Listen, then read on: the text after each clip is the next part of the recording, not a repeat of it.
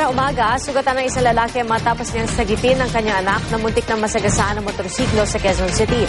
Nakaligtas ang bata pero nabalian ng paa at nabagok ang ulo ng kanyang ama. Narito po ang unang ronda ni Oscar Oida.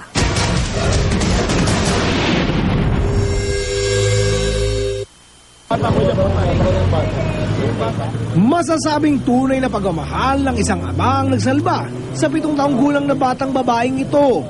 Mag-aalas 12 ng hating gabi nang isinugal ng ama niyang si Buboy Ortega ang sarili nitong buhay.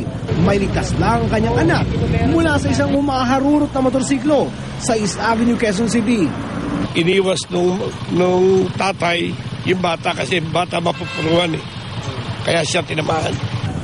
Nabalian sa paa at nagtamo ng sugat sa ulo ang amang si Buboy.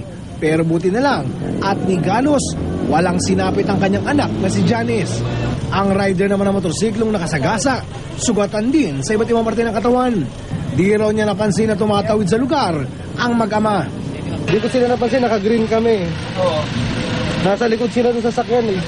Ilang tumawid? Oo eh. Pero ayon sa mga otoridad, di daw ito sapat na dahilan.